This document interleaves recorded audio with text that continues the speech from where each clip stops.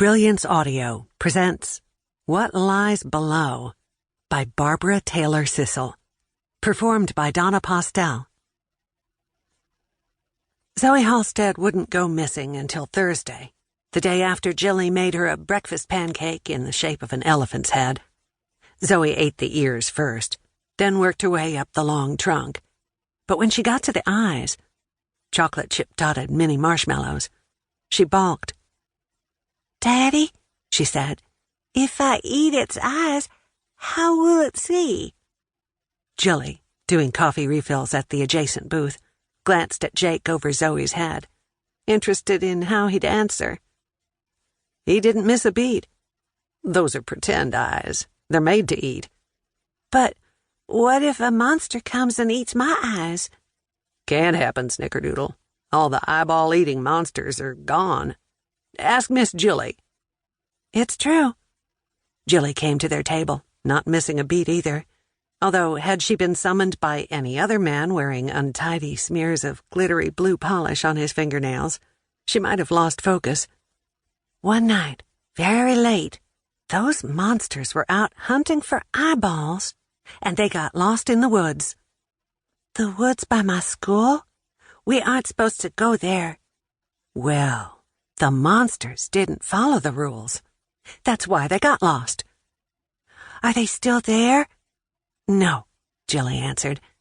"They got very tired from hunting and being lost. They fell asleep under the trees, and the next morning, a fairy found them." "Did they eat her eyes?" Zoe's own eyes were worried. "They couldn't." Gilly looked at Jake, waiting for his nod, his smile of approval, before she continued. She wasn't sure how it had happened, but in the 6 months since she'd started waitressing at Cricket's Cafe, the storytelling had become ritual, like the pancakes. At first, Gilly had related short versions of the old standards, fairy tales she knew from her own childhood. The 12 Dancing Princesses was a favorite of Zoe's. Eventually, though, she had branched out, making up stories on the fly. Eyeball-eating monsters was the latest, and most far out, if Jake's dubious one-cornered grin was any indication. Gilly looked back to Zoe.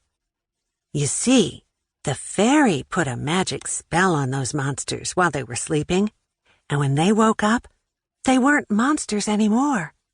They only wanted to eat pretend eyes, like the marshmallow ones on your elephant." Zoe looked at her plate, and quickly, not allowing time to reconsider, she popped a marshmallow into her mouth, looking from Gilly to her dad, clearly pleased with herself. "When I come next time, will you make me a giraffe pancake?" She tipped her glance at Gilly. "With his neck this long?"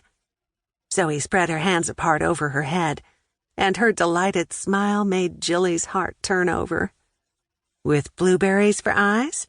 Gilly asked. "Yes, and a blue moon smoothie?" "Yep, I can do that." It was another of Gilly's online discoveries in her quest for kid-friendly recipes. She combined blueberries with bananas, a dollop of plain yogurt, and a splash of apple juice, and whirred the concoction up in the blender. Zoe loved it. But as she had explained once in detail to Gilly, she liked blueberries because they were blue. She liked blue potatoes, too, and bluebell ice cream, and she carried a tattered length of blue satin ribbon, or at least Jake claimed it had once been blue. She wore it looped around her wrist, or sometimes tied in her hair, or pinned to her shirt, but often she just carried it in her hand. There was a story behind the ribbon, Gilly was certain of it. But while she had gotten to know Jake a bit over the 6 months she'd worked at the cafe, she didn't feel comfortable asking about it. "Did you see mine and Daddy's polish?" Zoe spread her fingers wide, making Gilly think of blue-tipped starfish, lovely and plump. "I let Daddy pick the color this time, and he chose my very favorite." She turned her hand in the warm bar of sunlight that striped the table.